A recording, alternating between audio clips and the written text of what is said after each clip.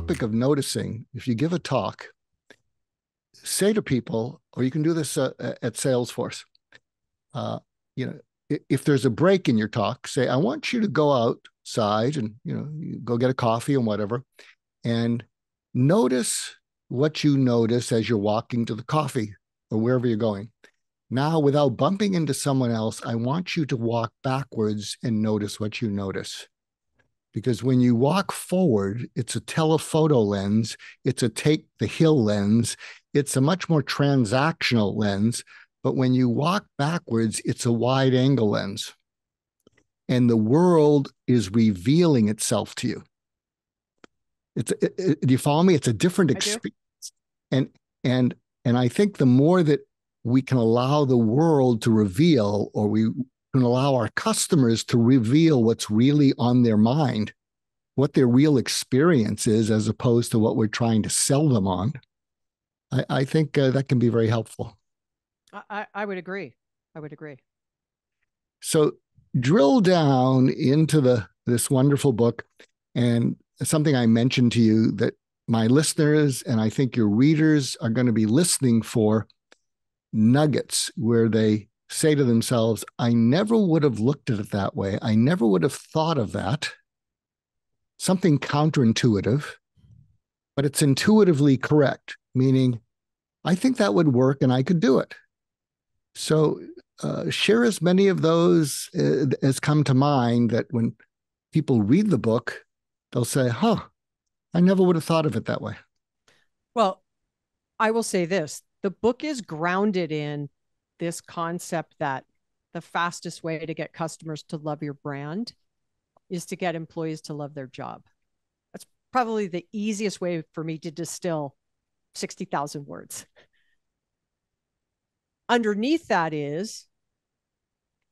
that's pretty obvious. I'm not the first to say it. Many people have said it differently. Herb Kelleher said it. Richard Branson said it. Lots of executives have said it in one way or another. Happy employees lead to happy customers. You get those two things right, amazing things will happen for all of your stakeholders and shareholders. True point.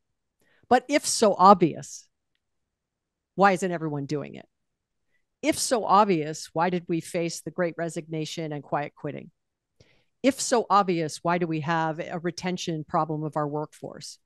If so obvious, why do we have a lack of employee satisfaction and engagement globally, different in different regions, but globally?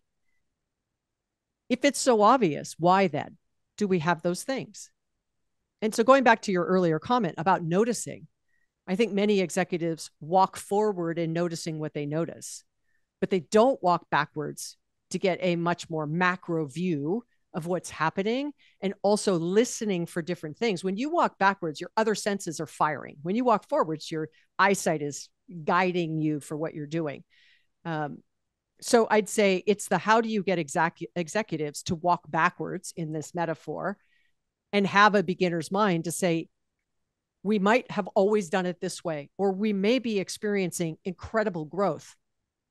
Both of those things are good, but it doesn't then mean it will translate into future that will continue to serve its purpose going forward. So I'd say to you that in the hundreds of conversations I've had about the research that is really the foundation from the book, I heard three things. One is what I just said. If it's so obvious, why isn't anyone doing it? Why isn't everyone doing it? Second is, okay, I get it. I believe you. Now what? And then, in no particular order, the last one is kind of an old mindset of, okay, well, who owns this? And that goes back to like control, budget, headcount, sphere of influence, right? I'm going to try to land grab a new concept in the organization and be the one that brings it home.